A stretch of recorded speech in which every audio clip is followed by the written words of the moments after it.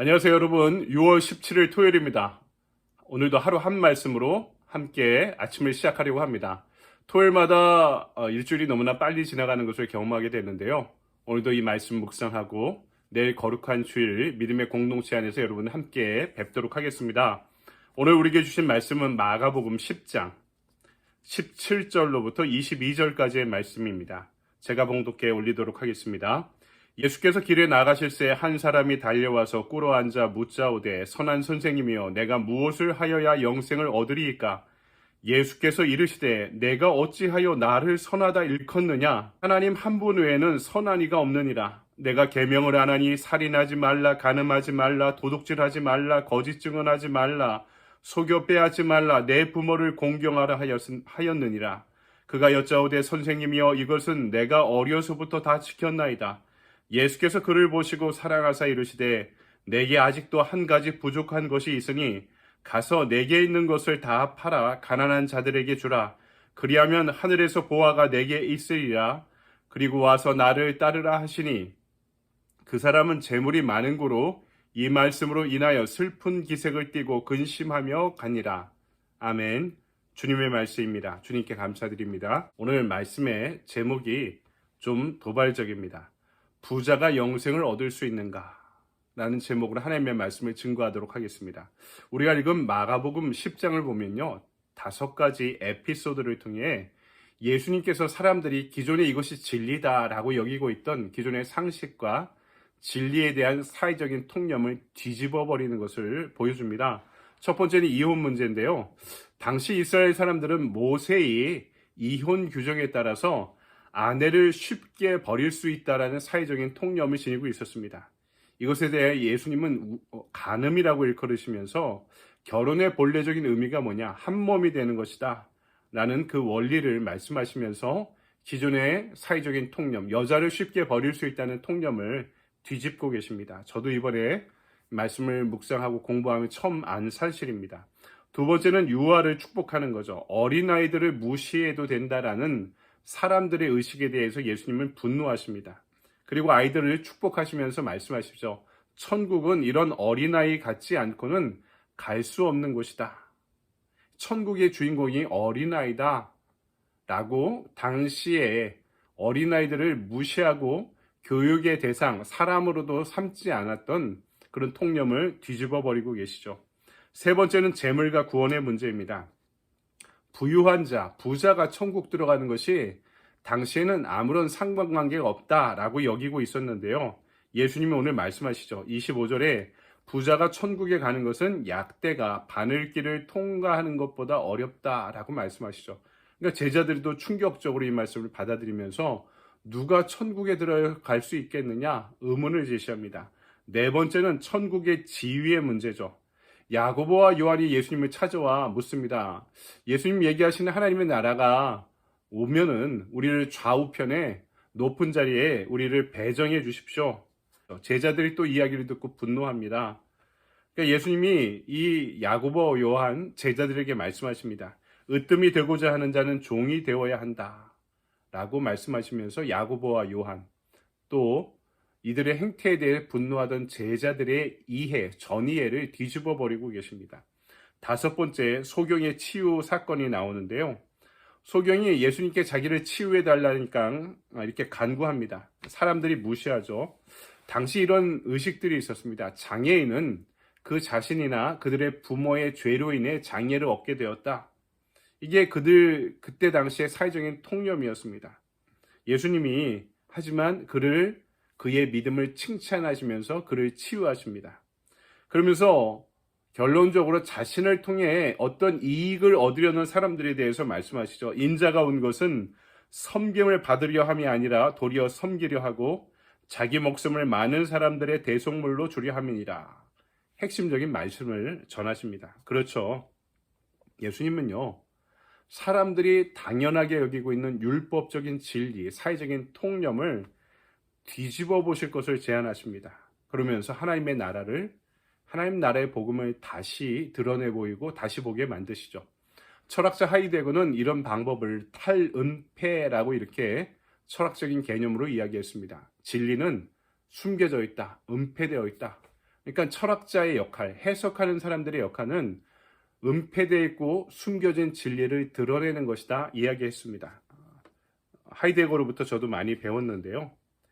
예수님으로부터 하이데거로부터 배운 공부의 방법은 숨겨져 있는 진리를 다시 보고 드러내보고 뒤집어 보는 것입니다. 우리가 그동안 교회에서 배워왔던 것도 여러분 당연하게 여기지 말고요. 그것을 나의 것으로 내가 고백할 수 있는 진리로 삼기 위해서는 다시 봐야 되고 드러내 봐야 되고 뒤집어 볼 줄도 알아야 되는 거죠. 오늘도 이 하루 한 말씀 가운데 여러분 말씀을 듣는 것에 만족하고 자족하지 마시고요. 이 말씀을 통해 도전되는 그런 말씀 주제가 있으면 다시 보고 뒤집어 보고 드러내 보며 진리와의 진리를 더욱더 깊게 만나는 저와 여러분의 하루 되길 바랍니다. 오늘 말씀은요, 이 5가지 에피소드 중에 우리가 가장 궁금해할 만한 문제, 그리고 가장 또 예민한 문제를 건들고 있습니다. 재물과 구원의 관계가 무엇이냐 하는 것이죠. 이것을 위해서 오늘 예수님은 2가지 질문을 하시는데, 첫 번째, 누가 선한 사람인가 묻고 계십니다. 예수님이 가시던 길에 어떤 청년이 찾아와 꿇어 앉아 묻습니다. 선한 선생님이여, 내가 무엇을 하여야 영생을 얻으리까? 17절 말씀이죠. 마가복음을 보니까 이 청년은 부자였습니다. 누가복음을 보면 관원으로 나옵니다. 부러워할 만한 신분의 사람인데 거기다가 진리에 대한 뜨거운 열망을 갖고 있던 청년이었음을 발견할 수 있습니다. 그 질문에 대해 예수님께서 18절에 이렇게 답하시죠. 내가 어찌하여 나를 선하다 일컫느냐? 하나님 한 분 외에는 선한 이가 없느니라. 여기엔 깊은 의미가 있습니다. 이 청년은 어려서부터 자기가 율법을 잘 지켰다는 선한 사람이란 자부심이 있었습니다. 선한 일을 많이 해 율법을 따라 구원을 얻을 수 있다는 사회적인 통념에 대해, 진리의 기준에 대해 예수님께서는 하나님 한 분 이외에는 선한 이가 없다고 말씀하십니다. 예수님 자신이 선하지 않다는 뜻이 아닙니다. 영생은 내가 선한 일을 해서 받는 것이 아니라 진짜 선한 하나님으로부터 오는 것이다. 구원은 하나님으로부터 오는 은혜의 선물임을 분명히 말씀하고 계시는 것이죠. 이 말씀은요, 바울의 로마서 1장 17절에 로마서 전체의 위대한 대전제이자 주제가 되는 말씀과 연결되어 있습니다. 복음에는 하나님의 의가 나타나서 믿음으로 믿음에 이르게 하나니 기록된 바 오직 의인은 믿음으로 말미암아 살리라 함과 같으니라. 아멘. 내가 선하면 되지. 라는 사회적인 통념, 율법의 노력에 대해 예수님은 인간이 지닌 필연적인 결핍, 죄인으로서의 한계가 있다라고 말씀하시면서 구원은 오직 하나님의 은혜 안에 주어지는 선물이다. 그 은혜를 믿는 믿음 안에 하나님이 나를 믿는 믿음에서 이제는 내가 하나님을 믿는 믿음으로 성장하게 되는 거죠. 그래서 오직 의인은 선한 일을 많이 하는 것이 아니라 그 은혜를 믿는 믿음 안에서 이루어지는 것입니다. 성도는 당연히 선한 일에 참여해야죠. 하지만 선한 일은 구원을 받기 위한 전제 조건이 아닙니다. 구원받은 자로서 당연히 살아가야 될 구원의 열매가 되는 것이죠. 선한 일조차 믿음으로부터 시작하는 믿음의 열매가 되어야 한다는 것입니다. 오늘도 오직 믿음으로 선한 일에 참여하며 선한 열매를 맺을 수 있는 저와 여러분이 되길 소망합니다. 2번째, 무엇을 하여야 영생을 얻을 수 있는가 질문하고 계시죠. 예수님과 청년의 대화가 이어지고 있습니다. 하나님 이외에 선한 이가 없다 대답하신 이후에 예수님께서는 율법의 여러 가지 항목들을 언급하시죠. 그러자 청년이 대답합니다. 저는 어려서부터 이것을 다 지켰습니다. 예수님은 이 청년의 진리에 대한 열정, 율법을 따르는 선한 일들, 선한 노력에 대해서 귀중하게 여기셨습니다. 그러면서 21절에 이렇게 말씀하시죠. 예수께서 그를 보시고 사랑하사 이르시되 내게 아직도 한 가지 부족한 것이 있으니 가서 내게 있는 것을 다 팔아 가난한 자들에게 주라. 그리하면 하늘에서 보화가 내게 있으리라. 그리고 와서 나를 따르라 하시니 이렇게 말씀하죠. 그런데 문제는 이 청년이 이 예수님 말씀을 듣고 자신에게 재물이 많은 거로 슬퍼하고 두려워하고 또 근심하며 떠났다 이렇게 기록해 놓고 있는 것입니다. 부자 청년이 나는 율법 규정을 다 지켰습니다 라고 할 때 예수님께서는 그것을 귀하게 여기시면서 말씀하시는 것이죠. 너가 다 지킨 것 진짜 잘한 것인데 한 가지 부족한 것이 있다. 근데 그것이 결정적인 것이었습니다. 그것은 무엇이냐? 예수님을 따르는 것이었죠. 본문을 읽으면서 사람들이 부와 구원의 상관관계에 대해서 주목합니다. 하지만 이보다 더 핵심적이고 본질적인 내용은 무엇이냐면 나를 따르라는 것에 순종하는 것입니다. 이 마가복음의 주제가 제자도 아닙니까? 나를 따르라는 예수님의 제자도로의 부가 재물이 방해가 될 수 있다는 것이죠. 청년도 마찬가지였습니다. 부가 재물이 자신에게 너무나 중요해서 그것을 내려놓고 예수님을 따를 수 없었던 것입니다. 재물이 그에게 우상이었기 때문이죠.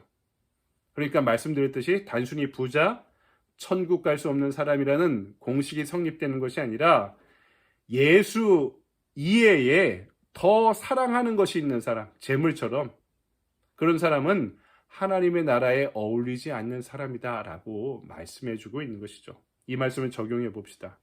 그렇다면 부자가 되는 것이 문제인 것이 아니라 부를 쫓다가 예수를 잃어버리는 것이 더 문제라고 이야기할 수 있는 것입니다.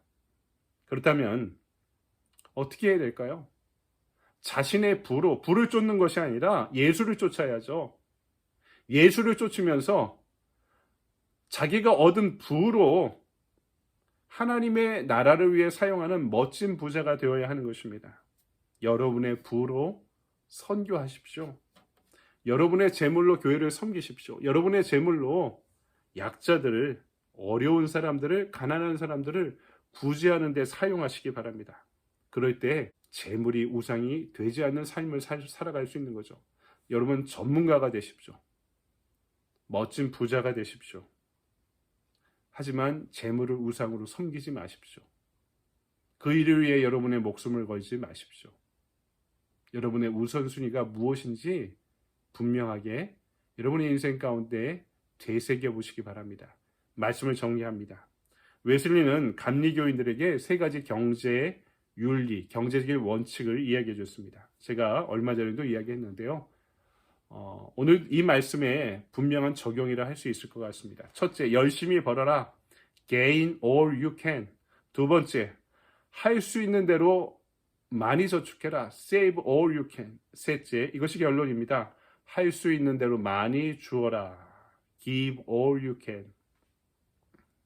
열심히 벌고, 열심히 모으고 투자하고, 열심히 하나님과 이웃을 위해 많이 사용하여라.